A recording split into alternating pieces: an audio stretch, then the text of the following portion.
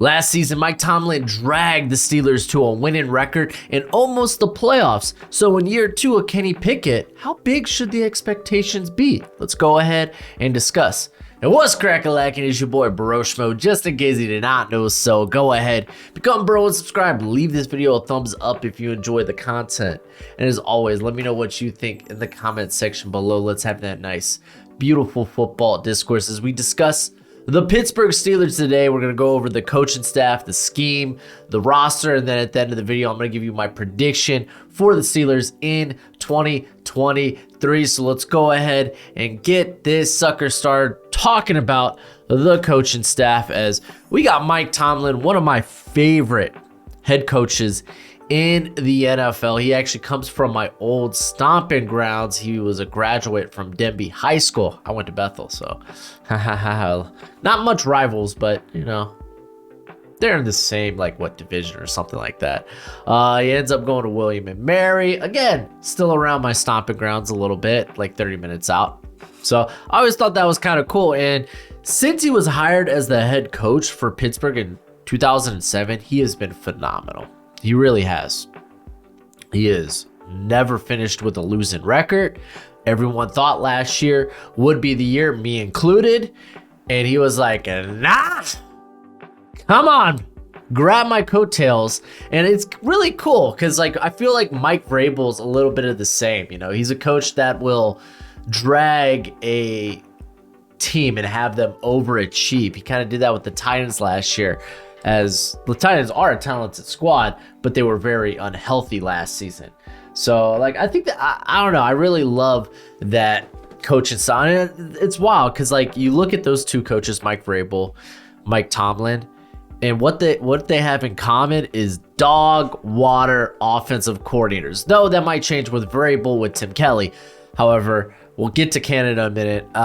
With Tomlin, this is his defense. He was DC for a year in Minnesota, but he did coach, or he was like a secondary coach or defensive backs coach under Tony Dungy for a year and Monty Kiffin.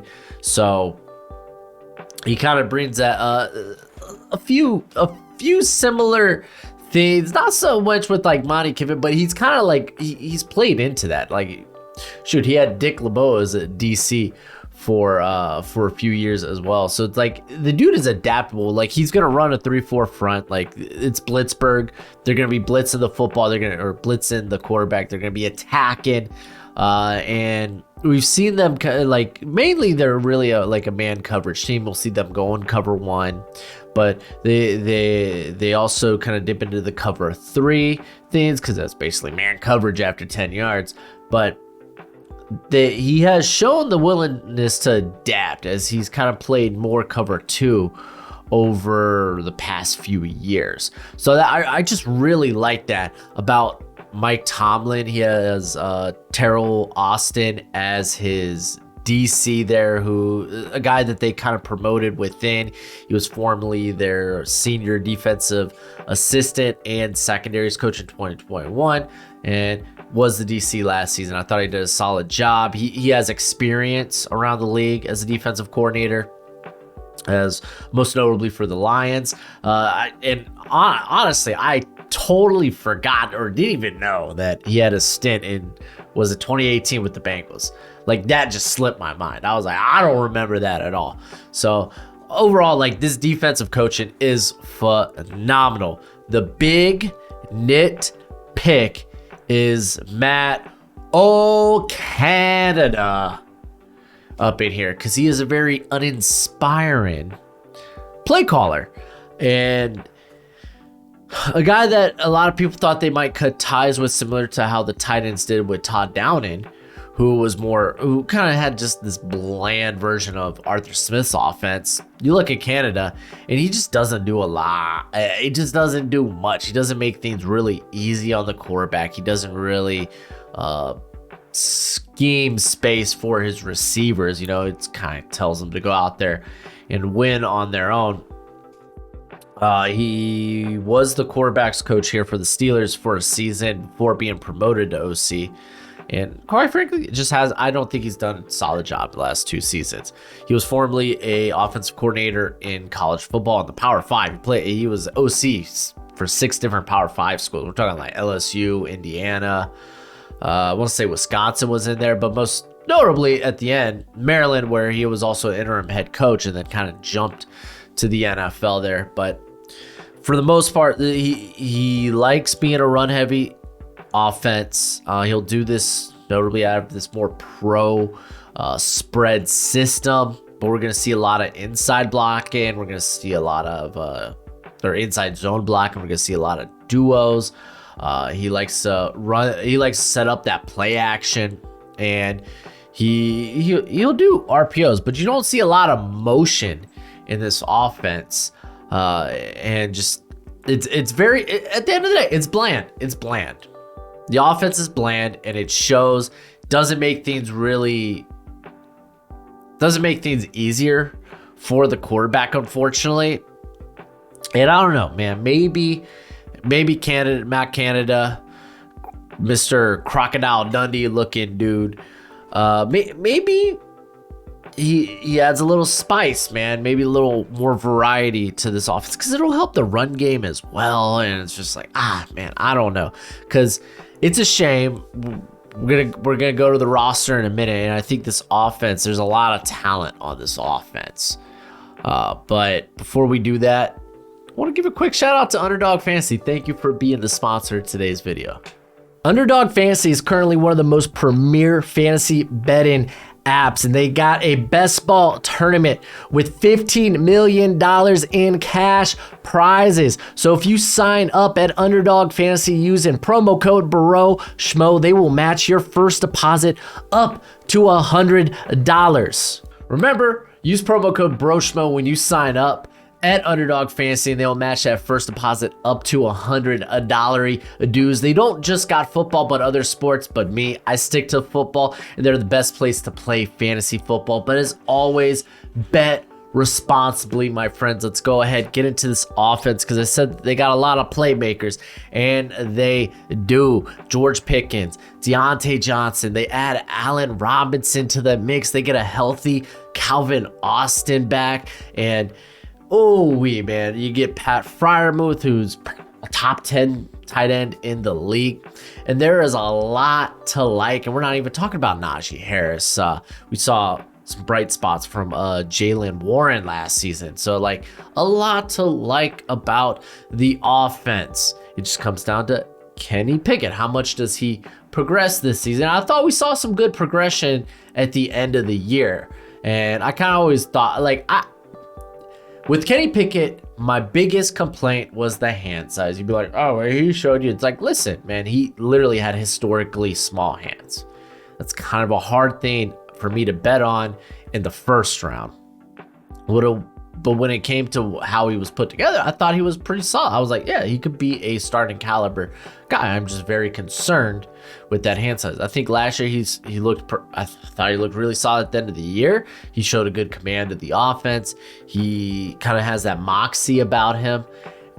However, let's see in year 2 how he progresses as an overall processor, his timing on his throws, and just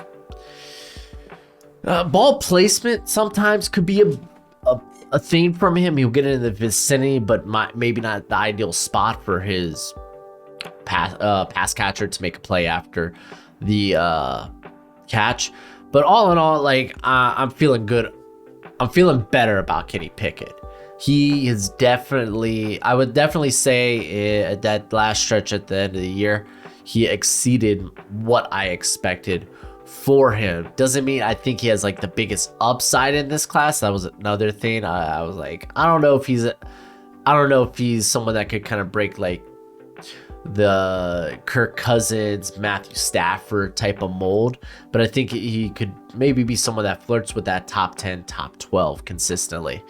But like I said, he's got playmakers. George Pickens, dude's a highlight reel catch, great hands, one of the better contested catch guys in the league. Already looked great as a rookie. Deontay Johnson always getting slept on. I think he's one of the better, I dare say he's a top 10 route runner in the league. I think people sleep on him a lot, and he can create after the catch as well. I know no touchdowns last season. I'm part of that booby the offense, but I'm listing him in the slot here, but I think he's going to be interchangeable. I think he's going to be in and out of the slot with Allen Robinson. I don't think Robinson will just solely be used in the slot, but I don't know, man. I could probably lean into Allen Robinson being used a majority in the slot rather than Deontay Johnson, but I think it go either way. Allen Robinson, you're kind of hoping you can rekindle some of that stuff. His Chicago days prior to just him kind of like not being like this high-end player with the Rams that everyone thought he could be. But looking at the depth, let's go ahead and move over here. And again, this is a phenomenal starting trio, especially of Allen Robinson. Even if you get just like even if you get what we saw with the Rams, because he's not going to need to be like this stud with Pickens and Johnson. But Calvin Austin, again, the foot injury cost him last season. I don't think he even played one down for the squad, because I think he started the year on IR and they ended up just moving him to season end in IR. But yeah, no, I'm like super excited because he is a very fun player. You could use him as a returner. We can do after the catch. That his height, size kind of pigeonholes him into probably being a slot, but he's someone you could definitely get creative with. This is the problem, and I know people are gonna be like, how can you call the offense super mid? Oh, Canada. Listen, I don't trust him to do anything fun. Calvin Austin, a player who is someone you can do a lot of fun things with. I don't trust Canada to be that inspired. So like that's the biggest thing, man. That's why I have, like, if we're gonna go back to the offensive rankings, 16 through 20th, that's kind of where they're at in my overall rankings offensively. And it's like offense is super mid, and it's Matt Canada. I don't know how much can he hold back this unit of potential like playmakers, because it's not just a receiver. Like we could talk about Pat Freiermuth, who is a very good run blocking tight end. He's a very good pass catcher, sure hands, and he's more a batter ram after the catch than he is like finesse, but that's fine. He's a tight end. They also have Connor Hayward, who is the brother of Cameron Hayward, who's kind of this like Kyle Juszczyk, like H-back, fullback, tight end 2 hybrid. They also bring in, didn't even talk about Darnell Washington yet, who really good straight line speed for a guy built like a brick house, man. Coming in at 6'7", I want to say it's like 270, right? Let's see what they got him listed at our lads. 264. Still big. And he's the tight end too here. Like, my goodness. Like, the run game should be significantly better. You get a guy like Darnell Washington out there as a blocker. Freiermuth, who's already a good blocker. Zach Gentry, dude's just a big tight end blocker.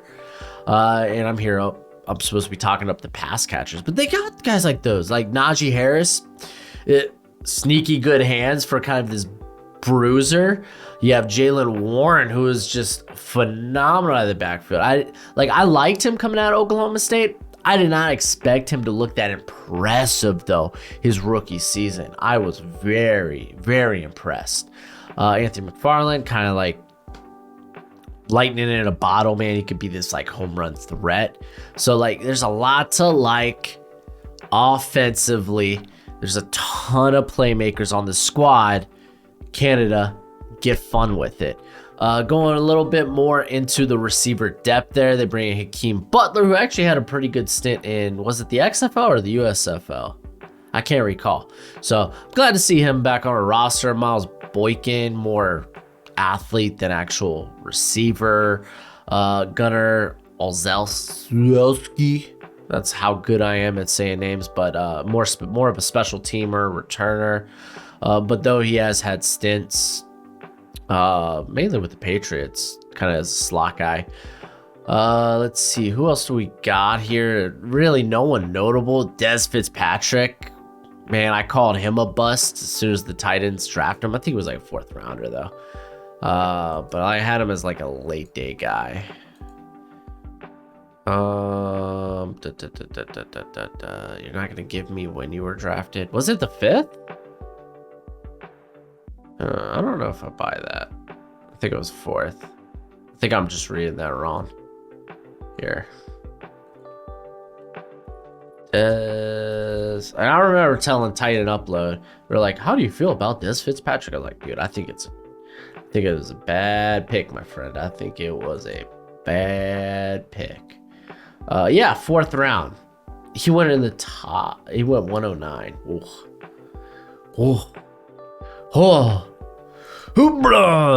But regardless, I think that's good. Like Calvin good 4 there. Looking at the offensive line, we don't really need to talk about the weapons much. I mean, I guess I could get into Najee. You know what? Let's talk the running backs real quick. Before I jump into the offensive line. Najee Harris, kind of a down year last year, right? Kind of unfair. Like, this was a dude that was getting hit almost immediately on contact or at the line. So fine, like getting hit with contact immediately at the line. Honestly, the forced missed tackles was a solid enough number last season, 55 on 172 carries. It's just the average yards after contact wasn't good, and you're kind of hoping the offensive line will be able to block a little bit better, as they've made a big addition at left tackle and left guard. With honestly, I thought Dotson was fine like last season, Kevin Dotson, but now they kind of upgraded him, which I think yeah, you could say it's an upgrade. I don't think it's that big of an upgrade, because I think Dotson's like look, he's fine, but probably more so as in the run game. It's a big upgrade. Maybe not necessarily as pass protector. I think they're both comparable. If you don't know, Isaac Simalu. But yeah, maybe in the run game, that's a pretty big upgrade, especially a guy who's coming from a very similar system, or at least similar blocking scheme. But yeah, Najee Harris, you're kind of hoping that he's going to have a little bit more leeway here. Jaylen Warren, like I said, man, this dude was phenomenal. 19 forced missed tackles on 109 carries, but mainly in the passing game is where I was really impressed. And both these running backs are actually really good in the passing game. As you had, here we go, 10 forced missed tackles for Warren on 28 receptions, and you had 13 forced missed tackles for Harris on 41 receptions. So you have two backs that, honestly, that's kind of cool that they come in and they can stay on the field, whether it's pass play, or a run play. And I would say that Najee Harris is definitely the better pass protector, though. They're going to retain him on the field, but not as a receiver in a passing on a pass play. But that's fine. Both are pretty darn solid. Anthony McFarland, I kind of said he's kind of more of a home run threat, and I think he could be a good special teamer. Jason Huntley's been a guy that's kind of been around the league for a hot minute. He is also on the depth chart here. As you can see, I think he was with Atlanta last season. I'm not positive of that. Don't quote me. But formerly of Detroit. Let's see. Was it Atlanta? No, it wasn't Atlanta.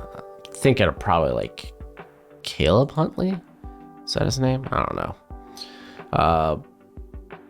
But yeah, formerly of Detroit, spent time in Philly.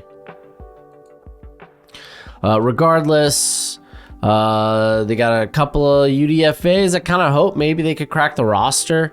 Some people really liked Alfonso Graham. I think he was coming out of Cal Poly?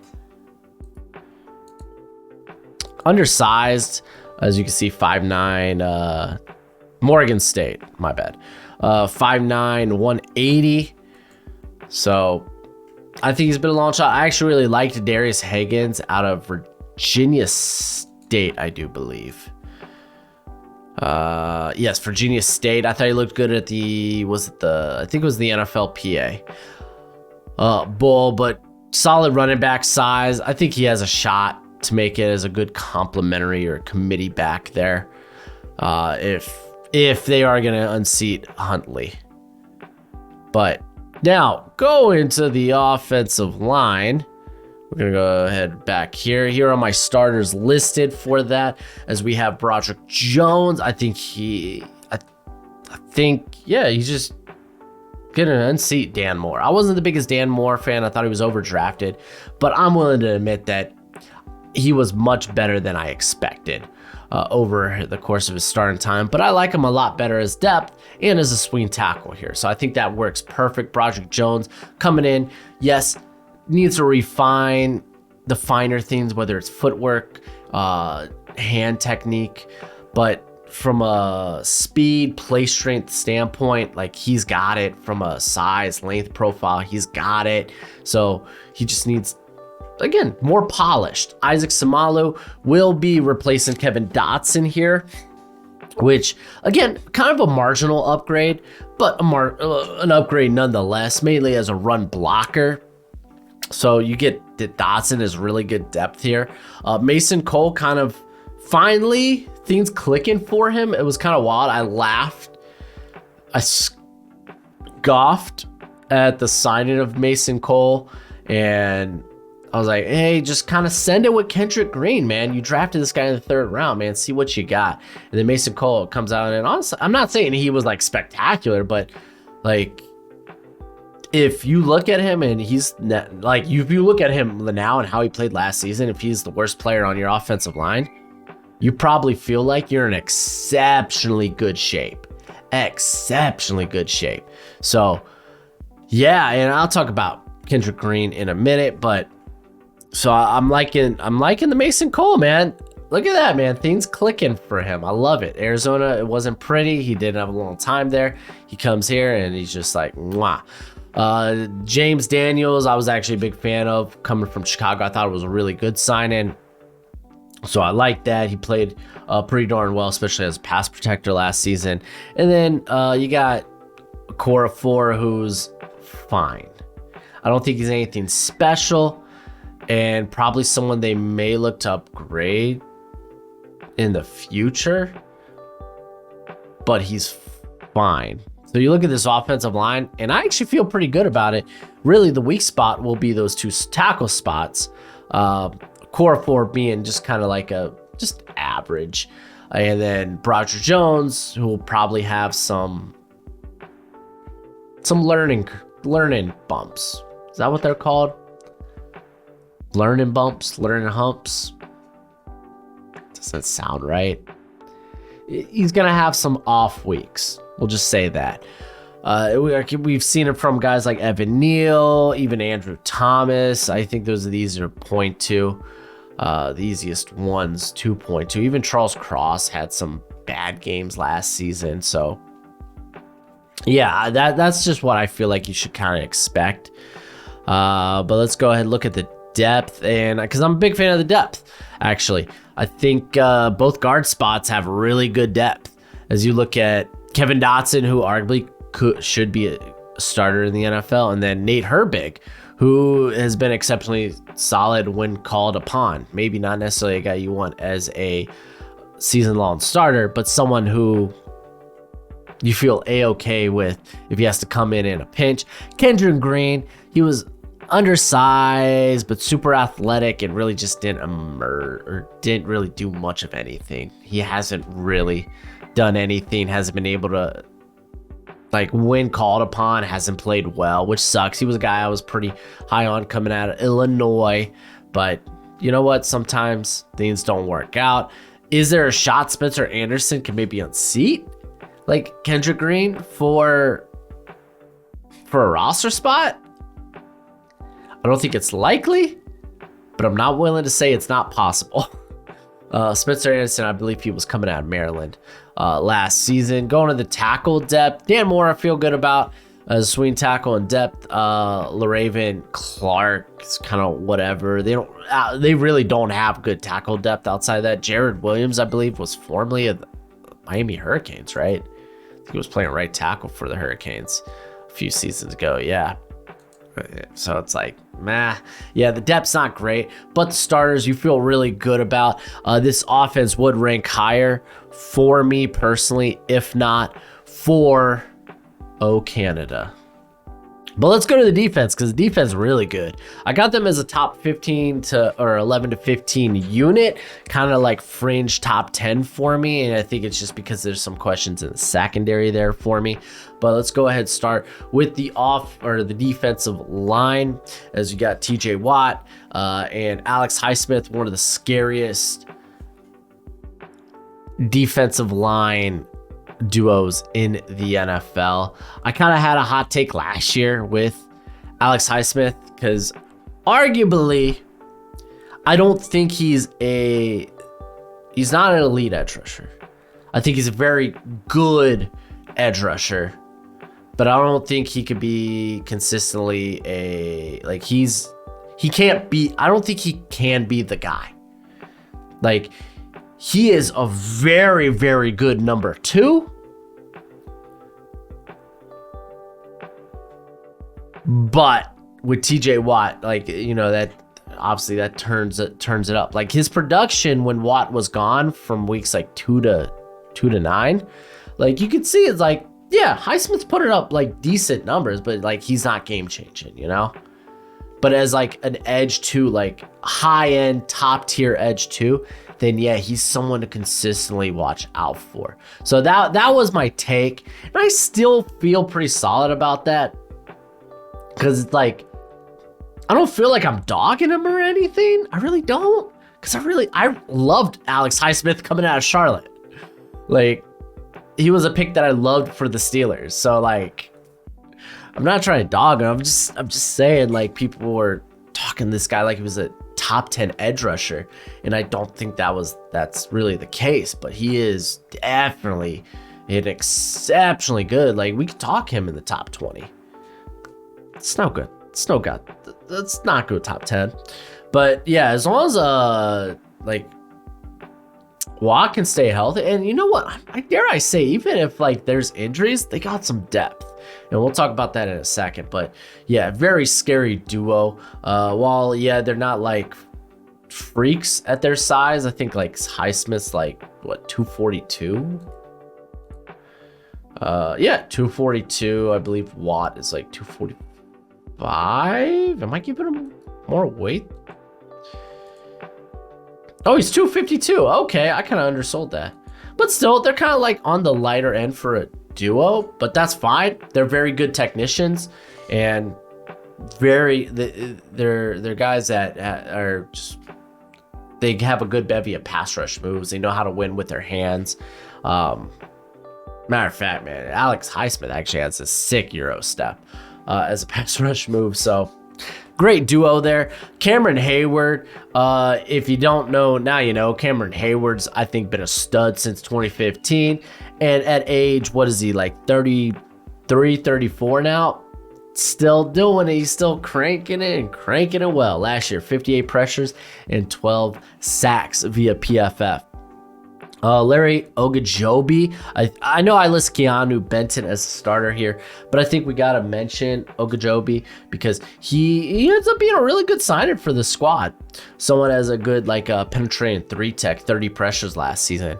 Nothing to scoff at, but you have Benton who, let's go ahead, just pop over to the R-Lads depth chart, because I don't necessarily love that Benton here, as you'll see, is listed as a nose tackle. That's where he was used at Wisconsin, and while he made it work, I really think for at his size, really quick feet.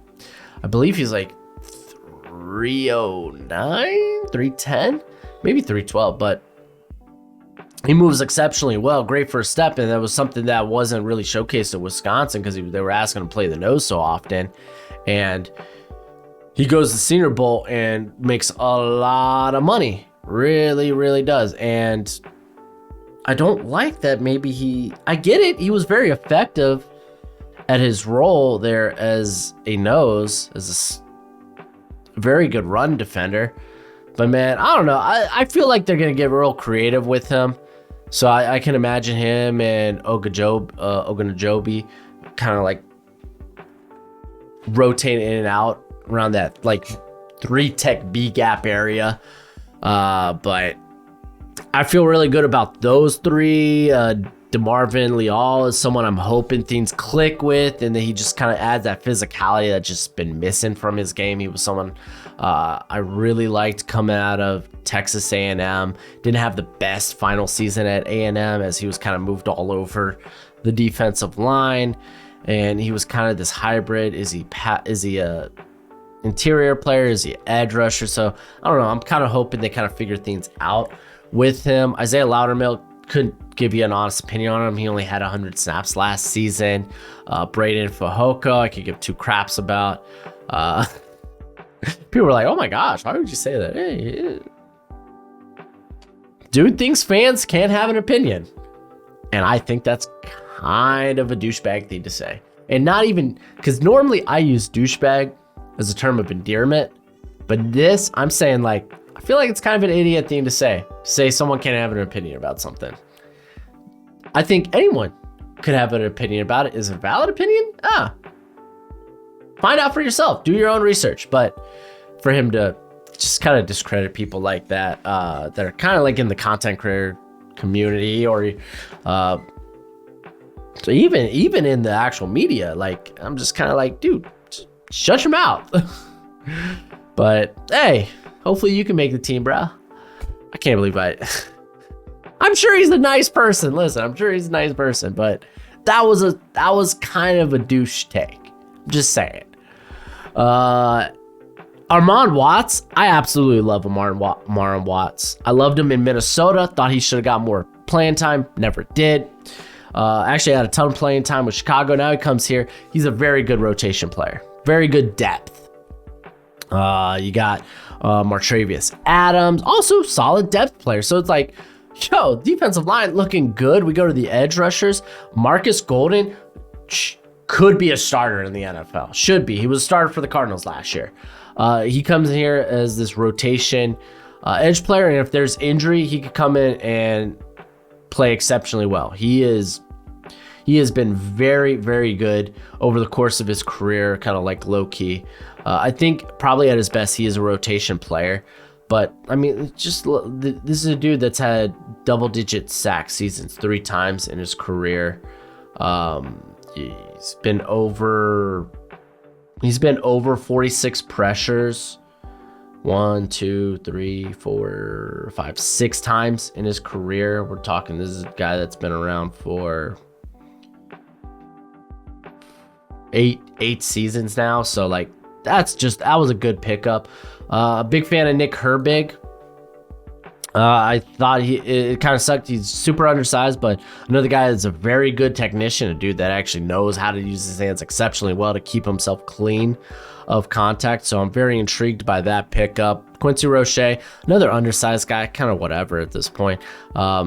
He was initially drafted by the Steelers, but I think he spent time somewhere else last year. David Perales, I don't know how to say last name, but out of Fresno State, I liked him at I believe it was the NFLPA Bowl as well. Didn't think he was draftable, but I thought he was his priority UDFA, that just based on his grit, his motor, how he plays the game, that he could make a roster.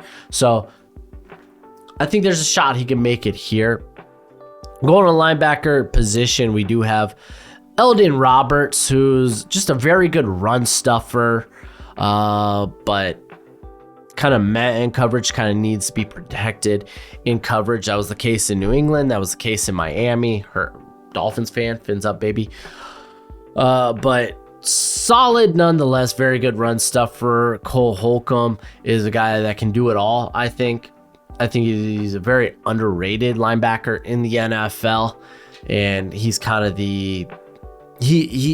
he is the him at the linebacker position for the Steelers. Don't know if anyone can really cut into this rotation. They did draft Mark Robinson a year ago, 2 years ago, actually. No, a year ago.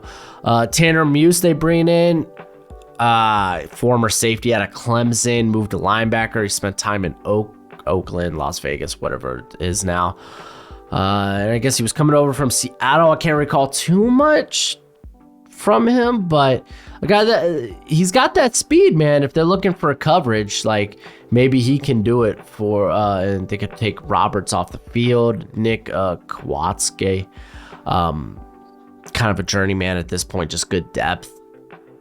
But it's when we get to the secondary, because like they do have Keanu Neal here, who can play a bit of a dime linebacker, you know, like come in and like feast around the box. Yeah, Keanu Neal, now kind of a journeyman, but like kind of a relied on one. Like if you're kind of unsure about your linebackers and coverage on sub packages, Keanu Neal's kind of that guy. Bring him in the box. Like I feel like he's kind of underrated at this point of his career because he is a bit of a journeyman, but he's a journeyman that's going to see like over 600 snaps. So let's say 500 snaps.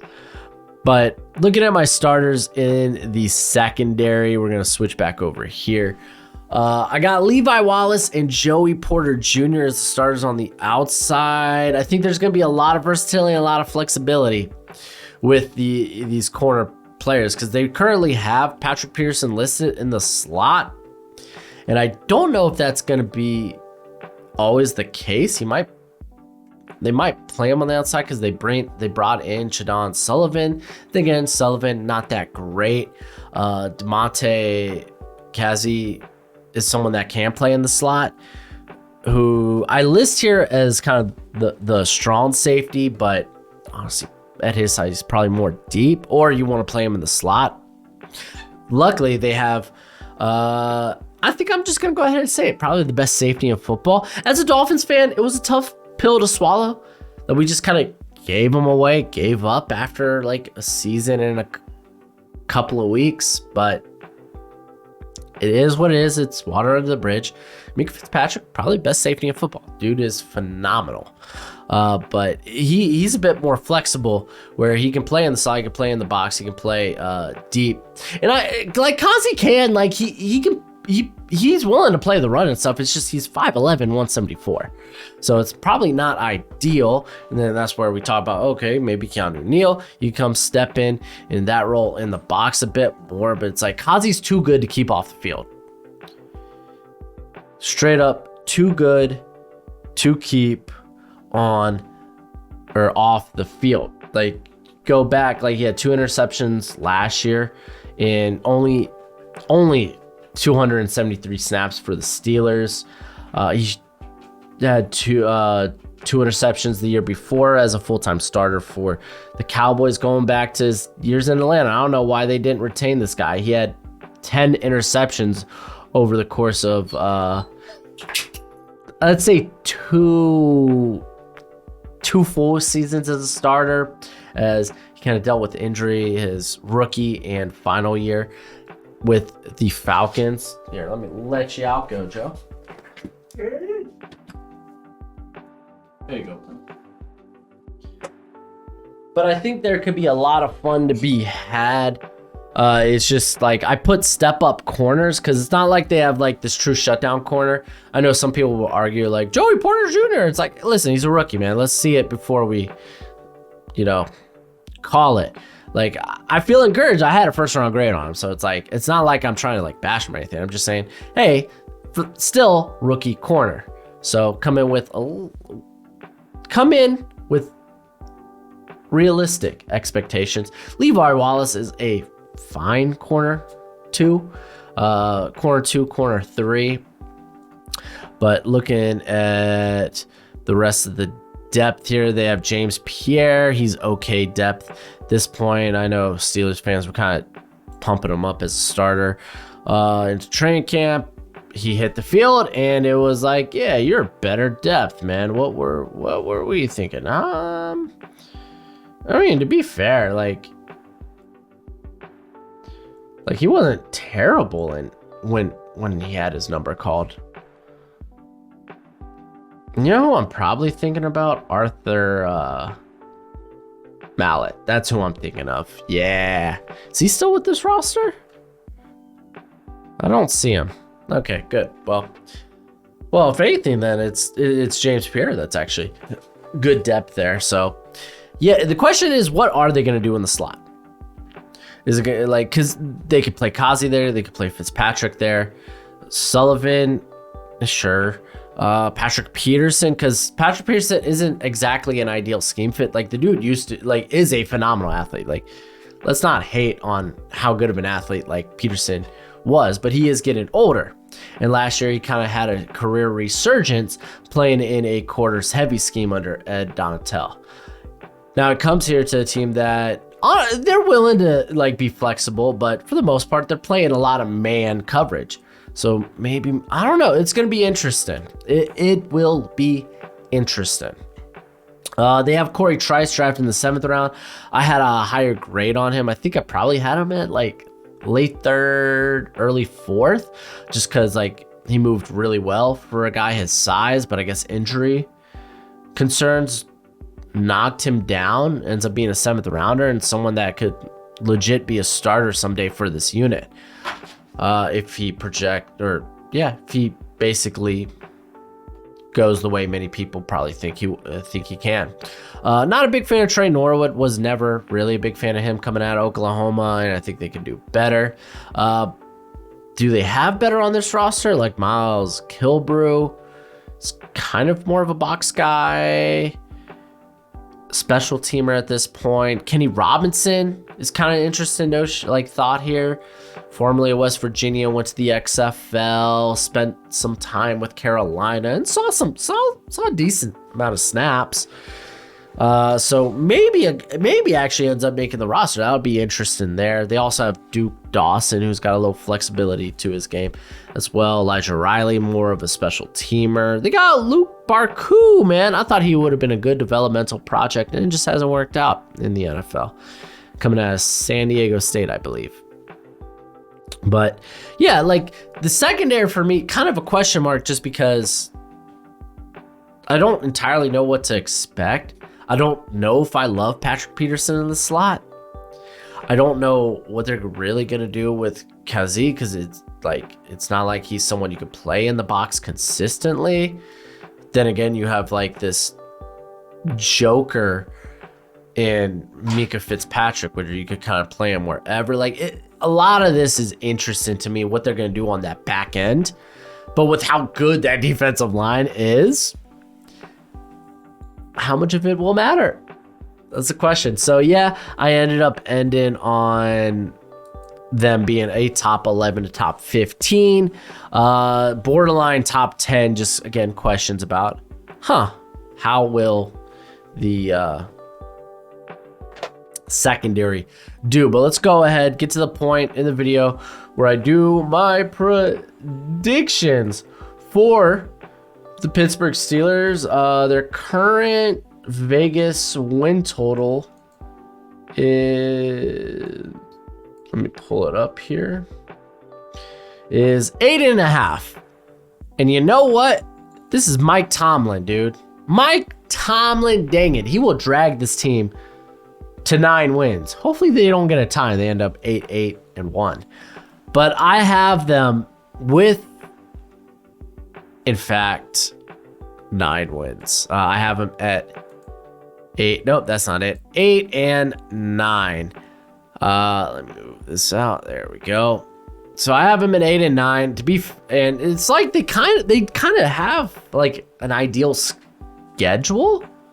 So I will say, I feel like I'm lowballing the Steelers here, because I was like looking through this and I was like, I could easily see them at like 11-6. 11-6. Is we'll kind of talk about it as I go through the game by game.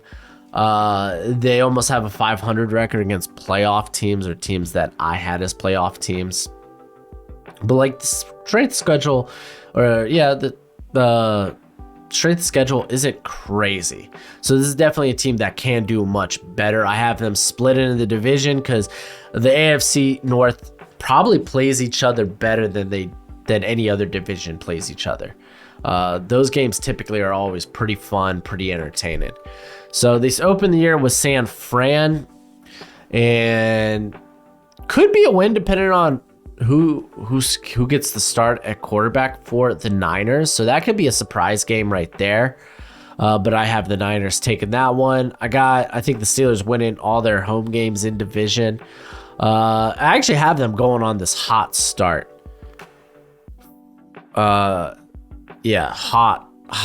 start to the year, as I have them beating the Browns. To be fair, their beginning of the year schedule is kind of easy. They get the Raiders, which will the Raiders have Jimmy G? They get the Texans. I have them beating the Ravens at home. They come out of their bye and they get a cupcake in the form of the Rams. That defense just ain't good. And then I actually have them beating the Jaguars, which I think could go either way. So they are starting the season with only one loss, and they're 1, 2, 3, 4, 5, 6, 6-1. So you'd be like, you have them finishing 3-7, and you're right. So I have their next loss coming here to the Titans. Again, if the Jaguars are kind of a toss up, I think the Titans, you can make that same case. The Titans were pretty banged up last year, but they remained competitive. And remember, early in the video when I was talking up like Mike Vrabel as a Mike Tomlin head coach. Throw some respect on the Titans. I got them beating the Green Bay Packers, but then those other division it's wild because they get their division home games early in the season with the Browns, with the Ravens. They do now go to Cleveland here. I have them getting a win. Who can project how Cleveland will do next year? I do have them. Oh, you know why? I have them beating the Bengals at home because I think the Bengals they're a stronger team as the season goes on. And I think the Bengals are going to be tougher to beat at the back end of the season. But honestly, we could flip those because I do have them going on a bit of a losing streak prior to this Arizona game because the schedule, this is where their schedule gets tough. And it's that last 5 weeks of the year after that Arizona game. New England, that's a team I think will be vying for a playoff spot. They have a very good defense, and it'll be interesting to see what Bill O'Brien does with that offense. You got the Colts, who by this time at the end of the year, Anthony Richardson's, if he wasn't started at the beginning of the year, he's started now, and I think that's gonna be a scary offense, especially if they could figure it out with Jonathan Taylor. The Bengals, again, you could kind of give that game to the Steelers if you want, but I think that's switched. They get it at home, so that's good. But I mean, finishing the 3 of the last 4 games of the season on the road kind of sucks. Seahawks, they're probably going to be in contention for the NFC, and then the Ravens too. They're going to be fighting for a playoff spot as well. So it's kind of a tough schedule down the road, and I have them finishing the year here with 5 straight losses. You can argue that they'll beat the Colts here, which I think you can. You could argue they could beat the Patriots here, which, yeah, they absolutely can, which would give them 11 wins. So it's I feel like maybe I'm kind of lowballing because this is Mike Tomlin. He's finishing with a 500 record. He's not going to have a losing record. So he's going to have 9 or more wins. Never again will I doubt Mike Tomlin. So, I don't know. You let me know what you think in the comment section below. Gojo wants to get in here and talk more NFL. But that's it for the video. Go ahead, do the YouTube thing as always. Until next time, you be easy, my friends. Later.